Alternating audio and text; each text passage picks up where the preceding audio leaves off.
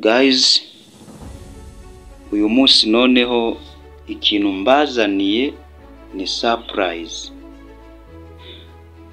Byaba byarakubayeho ko nawe wari ugiye kwishyura kugira ngo bagukurire ibi bintu ngiye kukubwira bikurikira muri telefone.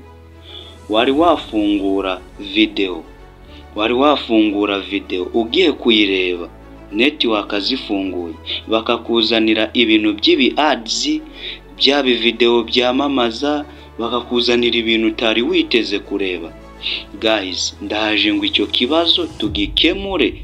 Nari ngiye kwishyura habuze gatoyi kuko bira bintu byari bimbangamiye. Wowe utarakora subscribe, ukora subscribe kugira ngo dukomeze tubane mu tundi tuntu tw'ubwenge.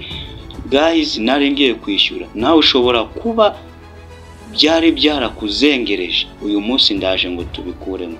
Nta kindi kintu urakora, uraza ukirike kuri application yawe yitwa setting cyangwa se parametre. Numara kuyikirikaho, uraza ahantu handitse, urascrollinga telefone yawe, nurangiza uze ahantu handitse Google, uhakirike. Numara kuhakirika, uraza gutegereza. Ibi bintu ntibisaba network, nicyo cyiza cyabyo, kandi kubikuramo n'ubuntu. Ikintu uraza gukora, uraza ahantu handitse all services, uhakirike. Kuba afite izindi telefone urahita ubigeraho. Wowe ugikanda kuri Google urahita ubigeraho.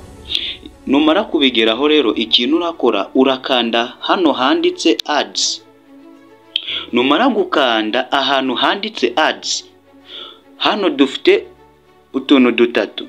Dufite reset advertising ID, dufite delete advertising ID, tukagira enable debug logging for ads. Wowe ikintu urakora, urakanda kura kanditseho delete advertising ID. Guys, hope you are doing well. Kandi ndizera neza ko ndi umwarimu mwiza muri kubibona pe. Urahituza ukirike hano hantu handitse delete advertising ID, ubikore. Urabona ko bimaze kuba successful, twabideletinze. Ikintu urakora, urahita usubira inyuma, uri gukanda numara gusubira inyuma, uraza muri search engine yawe ya setting. Hano ndi kukwereka kuri search engine ya setting yawe. Ikintu urandikamo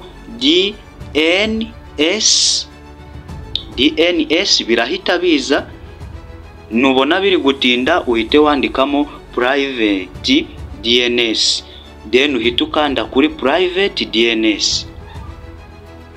Numara gukanda kuri private DNS, urascrollinga telefone yawe, urahita ugera ahantu handitse ijambo rya nyuma, ahantu handitse private DNS, uhakirike.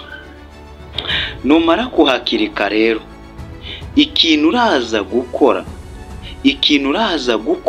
urahita uza hano dufite utugambo dutatu: off, automatic, private DNS provider, host name. Urahita ukirika kuri aka ka gatatu kanditseho private DNS provider, host name, uhakirike. Numara kuhakirika, ikintu uraza gukora, urabona hepfo hari akantu kanditseho ngo ita host name of DNS provider. Ikintu urakora, urakirikaho. Hazi ikaramu. Nihamara kuza ikaramu rero, urandikamo ngo iki? Urandikamo DNS akadomo add guard,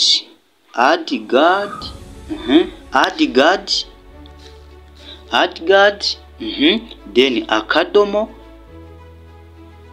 wandikemo .com, wandikemo com. Nurangiza urakora hano hantu handitse save. Ndakubwiza ukuri ngo ibi bintu uraba wabihagaritse neza cyane. Uzajya ukanda kuri video yawe yirebe neza, nta kibazo ufite. byihuse kandi nta kindi kintu. Niba iyi video igufashije ukaba ubona ibikorwa